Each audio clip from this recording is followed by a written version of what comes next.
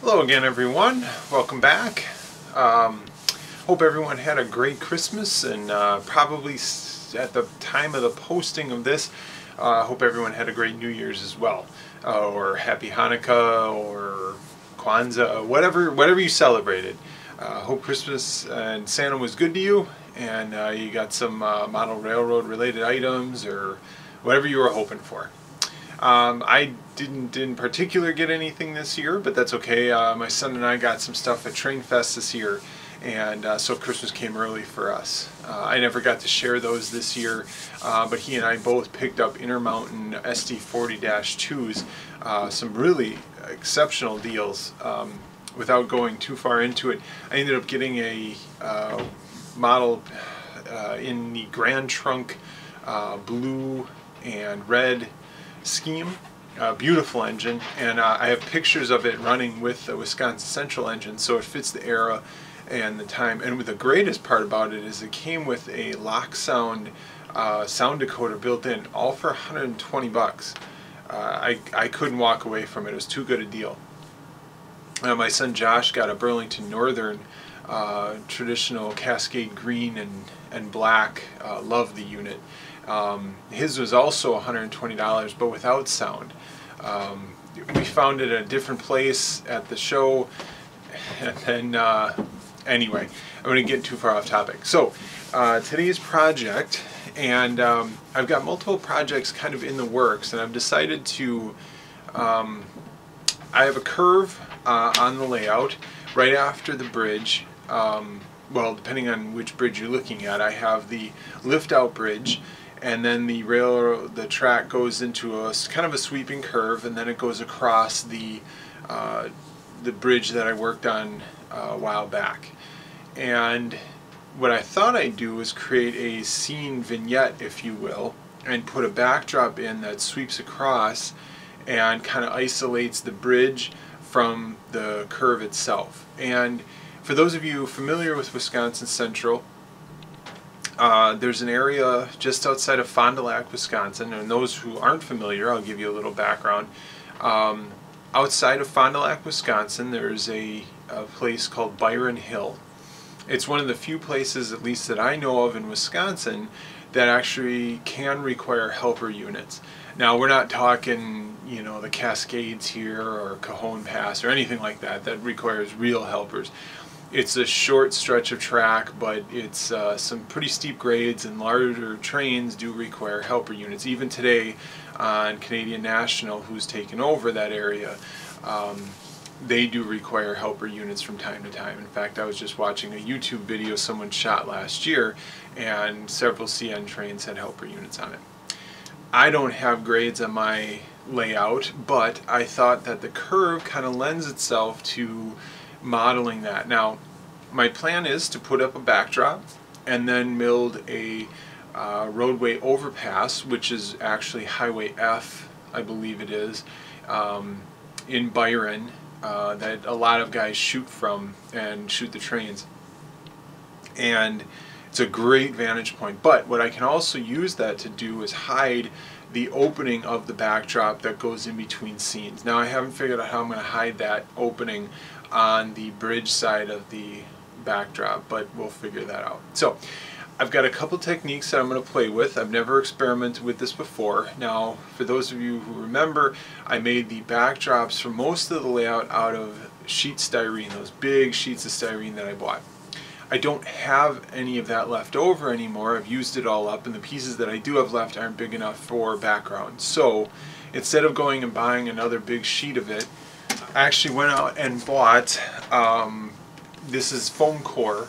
You know, kids use it for projects and stuff like that. You can see it's the Elmer's product, but it's just two pieces of essentially poster board with a foam center.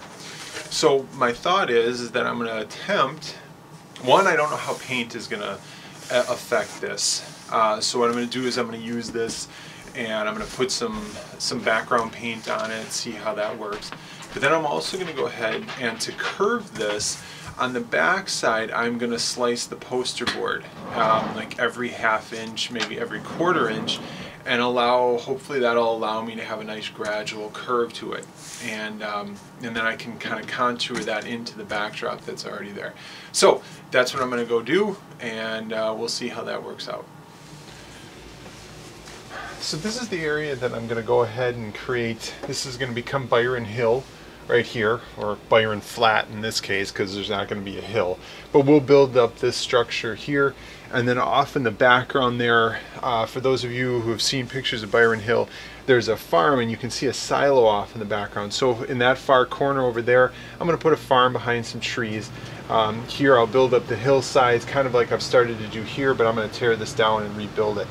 So what I want is the backdrop to kind of curve off of this, to kind of create an edge here, and then I'm going to do the same here to kind of create a Y, and that's where this poster board, or this foam core board, comes into play. So what I'm going to do is I'm going to measure this up for the height, and then create a piece that'll come out, and then I'll put the roadway bridge kind of coming out along here, and that'll help to hopefully hide this opening. And then I'll have to figure out something for this side, maybe some trees around it on either side, and we'll go from there. So for those of you following along at home too, so this will be Fond du Lac, and then this is going to be Stevens Point. These are separated by, in reality, probably about 75 to 100 miles. Here we'll cover that in a few inches.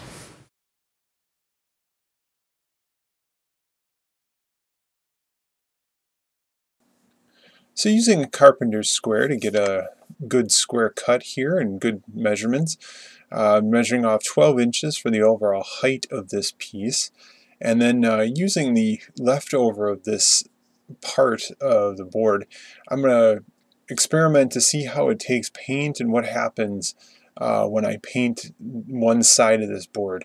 In my past experience using this board, I've found that the paper can sometimes bubble up, it can sometimes warp. So I want to get an idea before I go ahead and get too far with this. So techniques I'm showing here are the same for what I did when I ended up cutting the actual board. Cutting it to length and using a sharp X-Acto knife, it's pretty easy to cut this foam core. Just get through the first layer of poster board, and once you're through that, then cut through the foam, and then a couple swipes again to get through the bottom piece of poster board, and it cuts pretty cleanly.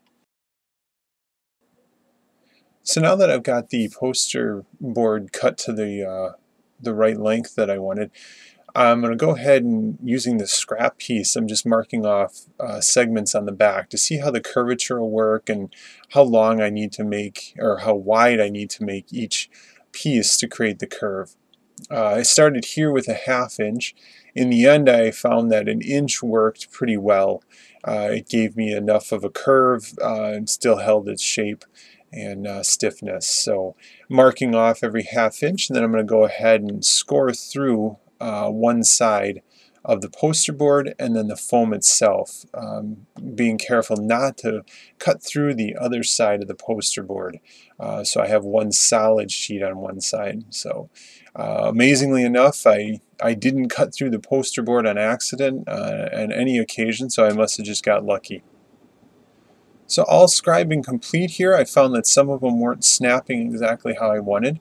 So I just got to come back with the X-Acto blade, but you can see here I flexed them, and once they're snapped, you can start forming the curvature of the board. And I wish I would have put this on the screen so you could have seen it a little bit better, but I'll show you the end result here.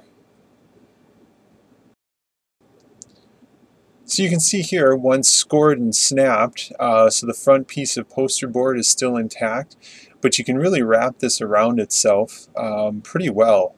And I'll flip it around here shortly, hopefully, and show you that it's got a little bit of an angle, but you can see that you can curve it around pretty well.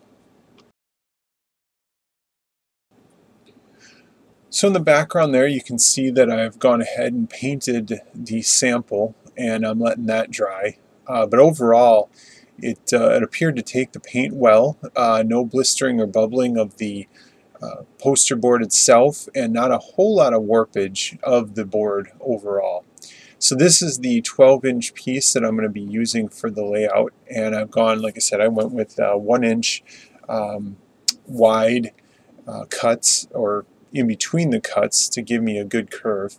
And again, cutting through the initial poster board, through the foam, and leaving the front poster board piece intact.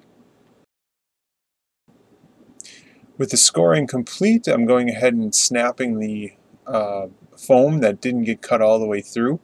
And some areas fought me a little bit more, but overall, most of them were ready to go. So here I am curving it a little bit to get the overall angle. So to get a flush joint of one backdrop to the current backdrop, I wanted to get the foam and backing off of this last piece. That way I can attach it to the current backdrop. Now, this first one didn't go as well as I planned. I was using as you can see there, a razor blade, and ended up having to pick a lot of it off. For you Boy Scouts at home, this isn't exactly the safest way to do things, so I don't highly recommend it. But I was able to clear most of the foam off and get a nice flat piece to make a good transition from one backdrop to the other. So using the blue paint that I've used on my backdrops throughout, I found that this has worked pretty well. It's just a blue interior latex paint, and it's got a little bit of a shine to it, but it works for all intents and purposes. So just going ahead and coating and sealing off the bottom to hopefully prevent any scenery adhesive later on absorbing into the backdrop.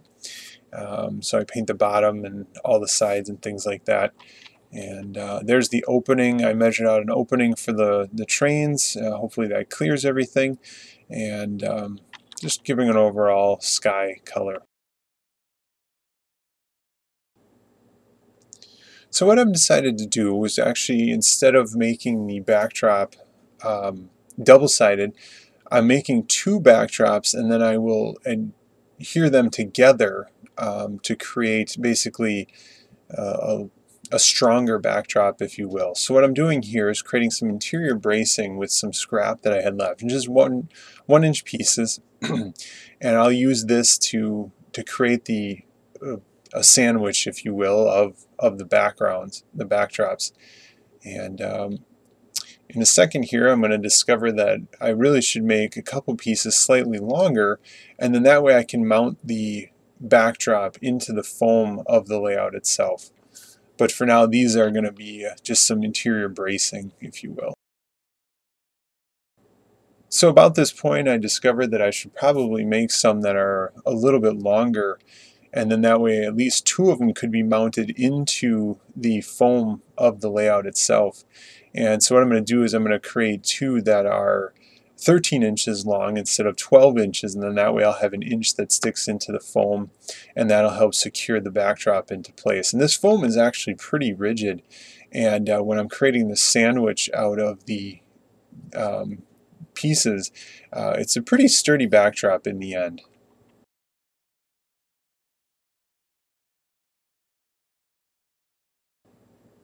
Here's a quick mock-up of what I was speaking of in the interior bracing. So you can see the two longer pieces that stick below the backdrop itself, and then the other pieces are there just to create the interior bracing for the sandwich itself. And I'll come back and actually add a few other pieces and strengthen up the opening itself. So I decided to work with hot glue, and as much as I like working with hot glue, you got to work a little bit quickly, especially what I found with this foam core. And being as cool as it is in my basement, it was drying rather quickly, which for these strips isn't an issue. But what became an issue is when I actually created the sandwich.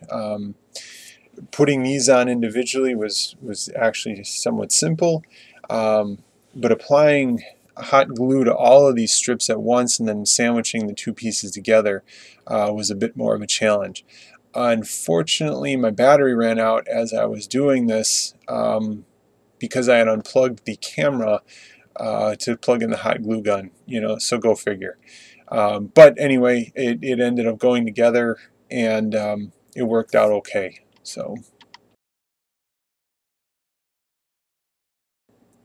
So here's the completed sandwich. Like I said, my battery ran out. Now I unplugged the hot glue gun, plugged my camera back in. Uh, but the sandwich is complete, and so this gives you an idea of what I'm looking at here. And I'm just applying a little bit more glue to the top here just to make sure I've got a good joint on all of these pieces. I guess there's a bit of irony here, all this work with cutting and using knives and razor blades. I got a paper cut. Yeah, paper cut. Now I'm going to go ahead and spray paint on some clouds, and what I've got here is just a cardboard template that I cut some, as you can see, some pieces out of, and I'm just using a Rust-Oleum white paint, and just gently spray on a little bit, lightly, dust it on, gives you some clouds, and then just, a little bit of haze in the sky, and you can kind of come back, spray a little bit more on. I'm just looking for an overall look and feel of clouds in the air, and I can come back later and touch those up if I want to. So as you can see here, there's the finished front and back side, all painted up and ready to go.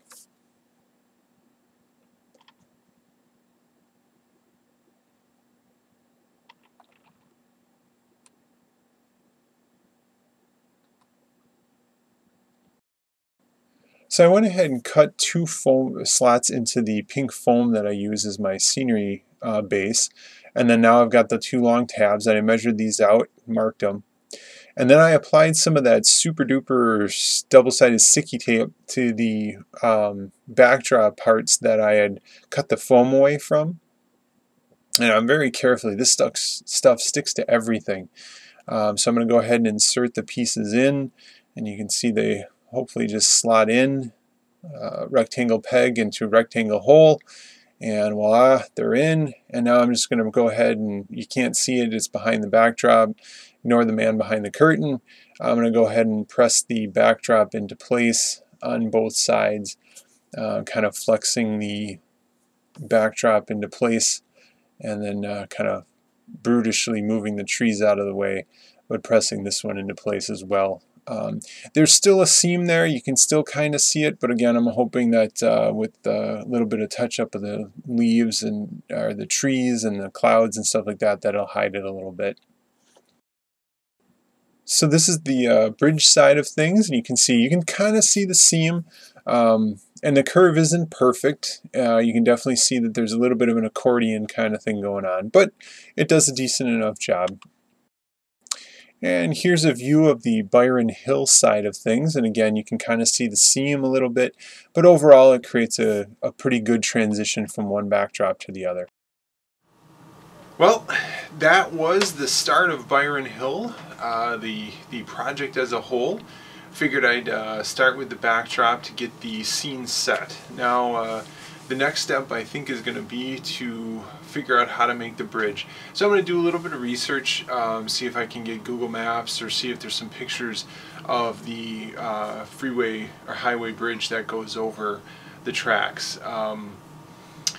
In some regards, this project is sort of setting a date or a timeline for the layout too, because at one point Wisconsin Central double-tracked Byron Hill, and I believe that happened in the mid to late 90s. I'm going to have to do a little bit of research on that, because I know right now it is double-tracked. CN is double-track going up. So that kind of sets the stage for the layout in some regards. But modeler's license, just like I only have 2 spans on the bridge in Stevens Point and it should be 3, so not the biggest deal. So in my last video I talked about making asphalt roads using the foam, and Mark Turner commented, well, what happens if you spray the foam first, because I said that there could be an issue with the acrylic paints that I use. They don't grab the foam like I'd like them to, so it's I don't want to say delicate surface, but you got to be careful.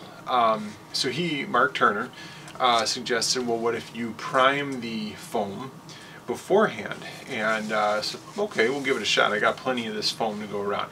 My concern initially was that the foam, if you've ever sprayed like say pink insulation or styrofoam with an organic spray paint, it'll just start eating it away, and you don't want to do that inside, toxic fumes and all that stuff. So I was worried about that with this foam. However, I think because there's a plastic film over the top of it, which is causing the adhesion problem, it's also protecting the foam to some degree. Because I did that with this piece here, actually with several pieces. And it's going to be hard to see, but it still cracks a little bit. But what I found is that the spray paint is much more pliable. And I haven't put a coat of acrylic over this, so I have to see now if the acrylic paints that I'm using to give the look of the asphalt adhere better now to the spray paint. So Mark, thanks for the advice, and something to think about if you're following this technique. You might want to give spray painting a try and then the acrylic. So I'm going to follow up. Hopefully I've got some stuff that I want to work on. I'll follow up with that and see how that works once the paints are in place. So that's about it for this video. Thanks a lot for sticking with me, everyone, and we'll see you next time.